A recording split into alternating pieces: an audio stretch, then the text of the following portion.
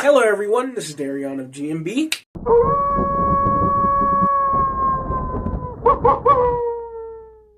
And today we're returning to Camp Blood and the Friday the 13th series, starting off with Friday the 13th, the final chapter. See, now I just want to take a second to expose my stupidity as a kid, because when I saw the title for this movie, I was so confused because the final chapter implied, at least to me, that this was going to be a book of some kind. But my relatives assured me that no, it is a movie. But my dumbass was still lost as to why, if it's a movie, why the hell would you title it like a book? Is there a point to me telling you guys this? Not really, it's just that as I was writing the script, the memory just came flooding back to me. Friday the 13th, the final chapter, was the, at the time, but even then they weren't fucking sure themselves, final entry in the Friday the 13th saga. The story revolves around a group of youths residing near Camp Crystal Lake, until Jason Voorhees slaughters them one by one. This is one of the Friday movies I remember... I almost said liking the most, but that wouldn't entirely be accurate. This is among the few I distinctly remember the most, and therefore had a certain fondness towards, I'd say. This movie is very funny because while I don't consider it to be that good, this is the one I had the most fun with so far on this rewatch of this series. I don't think many folks will disagree with me on this when I say that Friday Part 4 is probably the most Friday the 13th film of these first couple movies. Like, if you're going to describe all the stuff the series is known for, it all really starts with Part 4. Drunken horny teens? Check. Gratuitous nudity? Check. Jason being an unstoppable monster that brutalizes anything in his path? Check. Don't get me wrong, the last couple of films had some of this stuff too, but I think this is the point in the series where they really set in stone that this is the stuff that Friday the 13th is about. The story is once again very basic and generic, but an angle I like this time around is how they try to make it feel like it's the closing of the chapter in a lot of aspects. It's far from perfect, and obviously they had like 7 or 8 more movies after this, but the presentation, the direction, the very visceral feel it has, it really felt like these guys wanted to go out with a bang for this series. We're back to the more darker and dimmer direction compared to Part 3, and I honestly couldn't be happier for it. This kind of aesthetic is what Friday the 13th thrives in. I'll say, because we have a definitive killer now in this series, I feel like the hold this series had on tension and suspense, like the first 2 films, is kinda gone now. Like, it's not entirely gone, as this movie is still quite chilling in a few aspects, but the way things would just hold and build and linger like in the first 2 films is not really a priority here anymore. Which is a bit of a shame, but regardless, the way this movie handles itself, I found it to work out fine enough. The way they toy around with the lighting was also very well done, for the most part. There were a few instances where some stuff was a bit too obscured, to the point where I can't properly tell what the hell's even going on. But overall, it was pretty good. The, I want to say, comedy in this movie was actually way more effective than it had any right to be. Now, I was a little apprehensive to call it comedy, as some of this stuff is only funny to me unintentionally, but there were a decent bit of character interactions and jokes that got a good little chuckle out of me, which is a lot more than I can say for Part 3. The continuity in this film is again a bit spotty. Since working on that first video, I've become more aware of the chronology of these early Friday films, and it just makes it a bit weirder. This is a very minor thing, but it's kind of crazy that Jason's killing spree has been, at least to my understanding, going on for at most 3 or 4 days, which makes this so much more fucking weirder considering Jason's consistently altering designs, but also just how these various journalists and news outlets get such record time information on all of this shit. But whatever. The characters in this movie were fine. They were okay. They aren't as bland and forgettable like Part 3 or Part 1, but none are as engaging or likable as Part 2's cast. The Jarvis family, along with the hunter guy whose name I forget, were unfortunately severely underutilized. I say unfortunately because they were among the few I liked the most. Now, Trish I'm a little meh on. She's a pretty standard final girl. Not too bad, but not that great either. The mom just existed, really. Of course, this movie introduces Tommy Jarvis, probably the most notable character in this series other than Jason himself or even Pamela. Obviously, his notoriety comes later, but even in this film, I found him to be a pretty fun character. He has this perfect childlike energy that is strangely welcome in this series.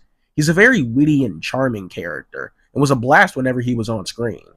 His role in the finale was a bit strange, however. They tried to pull a Part 2 with having him try to trick Jason by reminding him of his past, but it doesn't work nearly as well.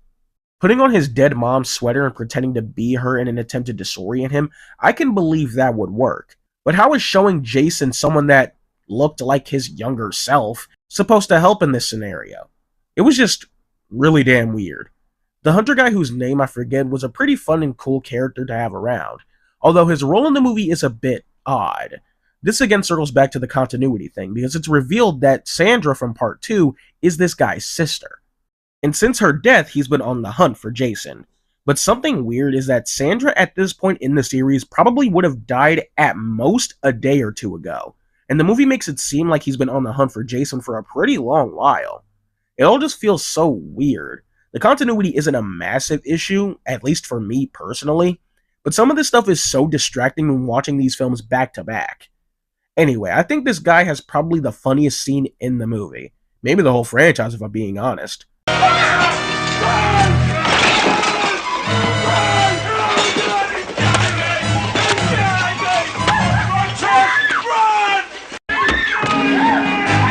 Now for the rest of our cannon fodder. I mean cannon fodder.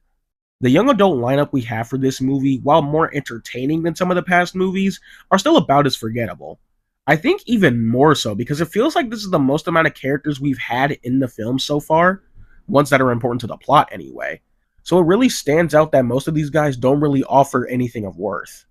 Another thing I'll say about this being the most Friday the 13th Friday film of these early ones is they're now starting to further play up what will become even more common tropes in this franchise and the slasher genre in general. We have the virgin, the slut, the kooky jokester, etc.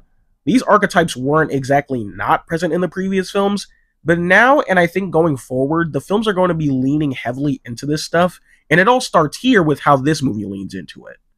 The two guys, Teddy and Jimmy, are probably the most entertaining out of this bunch of characters. Jimmy's weird eccentricities and awkwardness was really fun and provided some of the movie's best comedic moments for me. Same with Teddy. The douchey comedian was pretty fun to have around. To do a quicker rundown of everyone else, Paul and Sam both exist. The twin sisters were hot, I guess. You got these two who, when I was watching, I kept forgetting were even here. Especially the guy. I don't know why he was the most forgettable one of the bunch for me. Overall, these guys were just okay. They weren't annoying characters by any means, but they really were just there to fill up the body count. Jason in this movie was not fucking around. Holy shit. From the get-go, this motherfucker got down to business and is just tearing these people up left and right. God damn. Easily the scariest Jason we've had thus far, and most certainly the meanest. The cast overall did a relatively decent job. The guys that played Teddy and Jimmy had some pretty fun comedic chemistry. Corey Feldman was as well great as Tommy Jarvis, Kimberly Beck does a really good job as Trish, and everyone else was just pretty good. The performances in this one escaped the kind of B-movie vibe some of the folks from the previous films had, especially Part 3. They aren't anywhere near perfect, but you can tell these guys had fun, and that kind of bleeds through some of the performances. The kills and gore effects in this one are top fucking notch. We have Tom Savini return from the original Friday film, and this man came back with a fucking vengeance. Every kill is so much more visceral and intense. Easily, the best one has to be the dude who got his neck sawed and spun back. But then you have that guy who got his head crushed, the dude who got impaled in the dick with a harpoon gun, and even the effects on Jason's death was pretty insane. The machete sliding down into his head was fucking gnarly. Overall, Friday the 13th, the final chapter, was pretty damn fun. The central plot is basically the same as the previous ones, but the characters are fun, it's got a nice bleak and grim feel to it, the performances are pretty decent, and Jason kicked a whole lot of ass. The kills and gore effects looked absolutely incredible, and as a whole, was just a bloody good time. Now, on to Part 5, A New Beginning. Friday, A New Beginning released in March 1985, just 1 year after the final chapter. So even the ass knew it wasn't the last one. And it centers around an older Tommy Jarvis having some traumatic issues due to his run-in with Jason as a child, being sent to a mental health institute where the various attendees are slowly murdered one by one. This movie is interesting, because it's not terrible, sure as hell not as good as Part 4, which is the best so far, but it's also pretty damn far from being good. This movie is among the few that I remembered the least, so a lot of the stuff they do here kinda caught me off guard, in a good and not so good way at the same time. The story actually has something going for it this time around. We ditched the traditional flair of summer camps, counselors, and relentlessly horny teens, well, for the most part at least, and are instead set at a mental health institute. The kind of psychological aspect this movie goes for was handled fairly well, in my opinion. They made good work on bringing back the Tommy Jarvis character and actually having him be the main focus. The last time they brought back survivors of the previous installment, they quickly up and did away with them, which isn't a negative for me, but it's nice to see them bringing in Tommy as a neat little change of pace. I'll go more into his character later. As I mentioned before, the setting provided a decent change of pace from the usual Friday formula. The tone and vibe this movie has is interesting, because it feels like they tried to aim for a bit more of that Part 3 feel, as well as some bits from Part 1. They dropped the grim and dark feel from the previous one. This one actually has a bit more of a, so to speak, friendly and inviting feel to it for the most part. The institute the film resides in and the overall tone as a result just kind of gives off a more welcoming and pleasant vibe, as opposed to the sort of bleak vibe of the previous installments. This movie tackles the whodunit style, a lot like the original film, and I honestly think they handled it better here than there, because they routinely try to play around with the audience's expectations. At this point, we've seen Jason return from the dead 3 times now, so it'd make sense that they'd pull something similar and have him be the killer here as well. But they also show that after Part 4, Tommy really isn't doing that well mentally, and even in that film, they teased him having a bit more of a darker future lying ahead, so you wouldn't be wrong in assuming he's the killer too. Or the one they make a bit too painstakingly obvious, but we'll get to that in just a bit. Taking another look at the overall tone, a lot like Part 3, they also try to go with a slightly more fun and comedic route, which left me feeling a bit more mixed.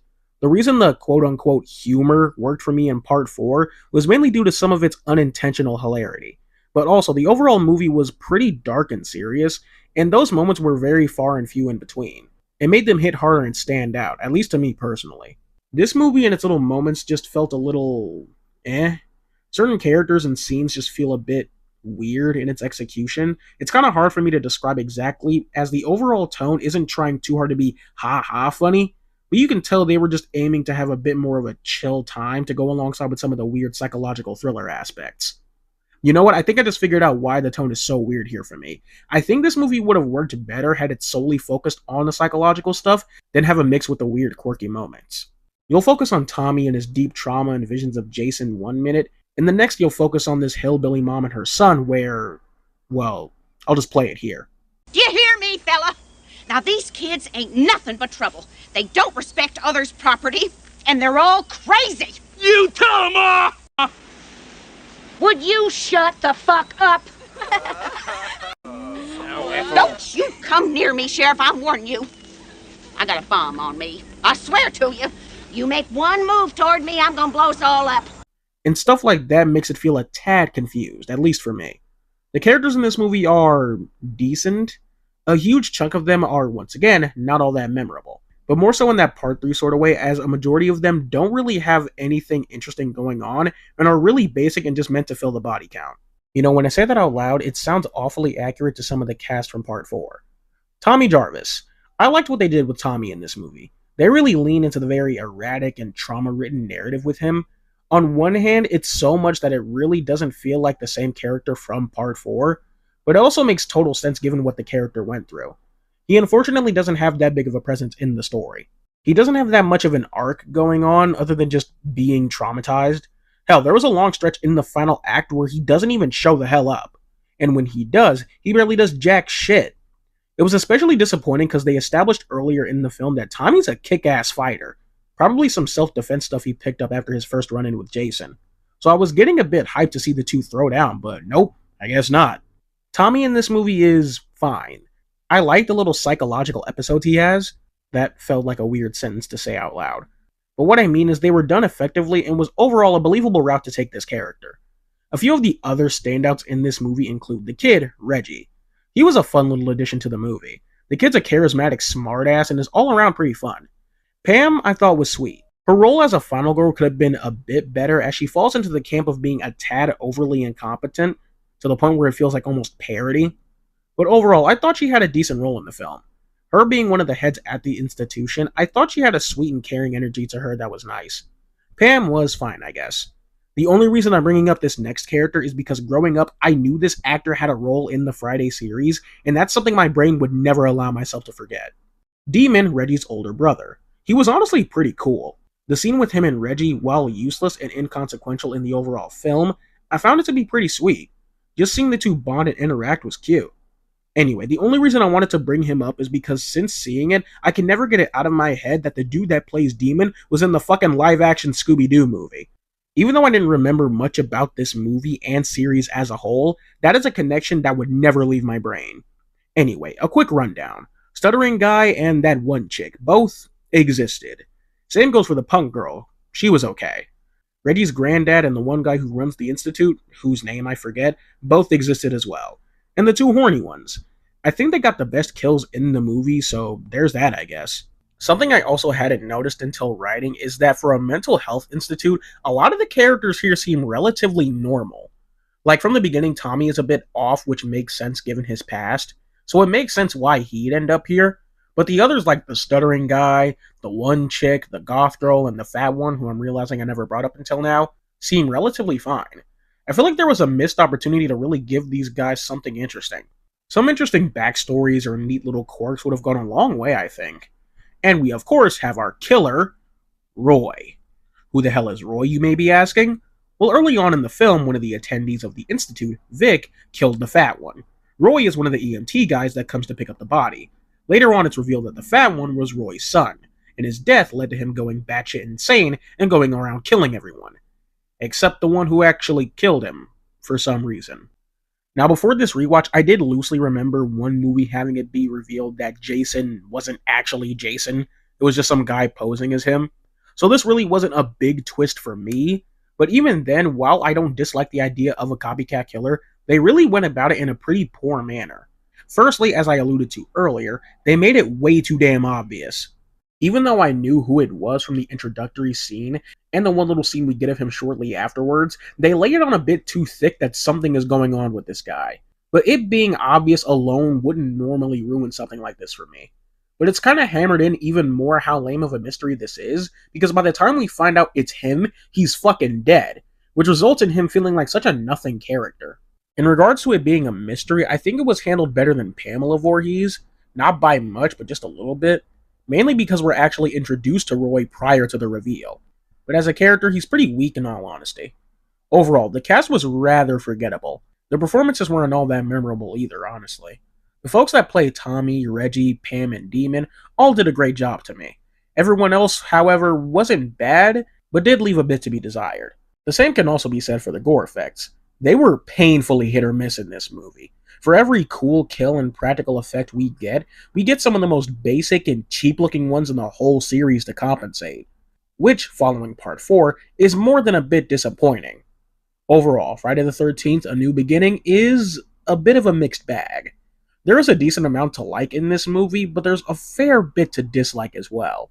The premise, setting, and tone are fine ideas on paper, but when it comes to execution, it could have been handled a bit better. The tone feels a tad confused, the psychological aspect should have played a bigger part, the characters are for the most part very bland, same goes for the performances. The mystery was very poorly handled, and the kills and gore effects varied way too much from being some of the best and worst of the series so far. Yeah, as I said, this movie is a bit of a mixed bag. Now, onto Part 6, Jason Lives. Friday the 13th Part 6, Jason Lives, released in August of 1986. The film centers around Tommy Jarvis looking to truly rid himself of Jason Voorhees, digging up his body in order to cremate him. But it results in a lightning strike resurrecting the one and only Jason Voorhees, this time stronger and more powerful than ever. This movie was a fuck ton of fun.